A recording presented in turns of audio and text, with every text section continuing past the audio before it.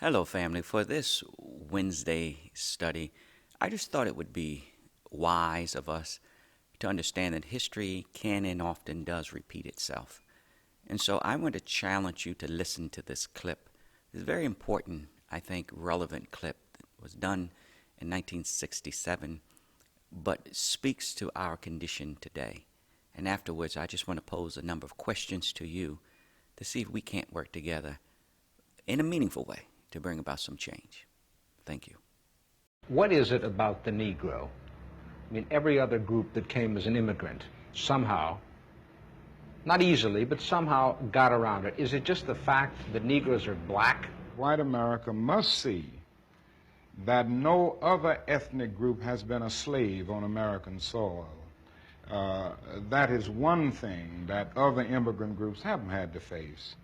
The other thing is that the color became a stigma. American society made the Negro's color a stigma. America freed the slaves in 1863 through the Emancipation Proclamation of Abraham Lincoln, but gave the slaves no land or nothing in reality, and as a matter of fact, to get started on. At the same time, America was giving away millions of acres of land in the West and the Midwest, which meant that there was a willingness to give the white peasants from Europe an economic base. And yet it refused to give its black peasants from Africa, who came here involuntarily in chains and had worked free for 244 years, any kind of economic base. And so emancipation for the Negro was really freedom to hunger. It was freedom to the winds and rains of heaven. It was freedom without food to eat or land to cultivate, and therefore it was freedom and famine at the same time.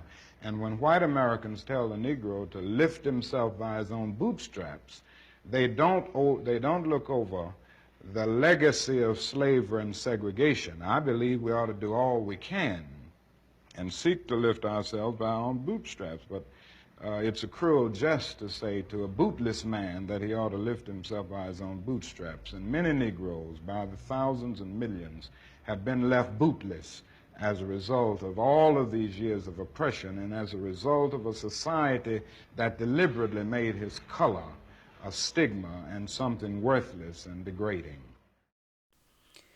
You've heard it yourself, and it's powerful and true. You cannot ask people to pull themselves up by their own bootstraps when you have no boots at all. I'm going to challenge our community to think about this. These are old ideas, but I think they ring true again today.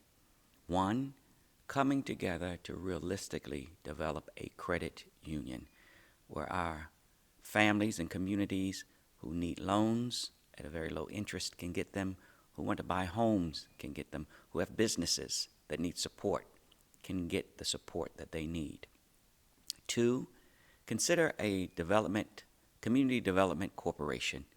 We'd love to start a community development corporation with a number of our nonprofits as well as community leaders to realistically go for federal, state, and local support in developing our own communities. This is not a new idea.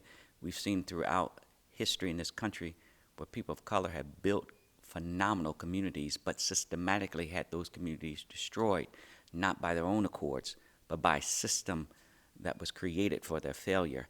Now is the time for us to rethink, retool, and readdress this issue. And lastly, I'd like us to really and seriously think about a youth development corp, where our young people will actually have some alternatives to strategize for. Think about these things. Let's come together and talk about them.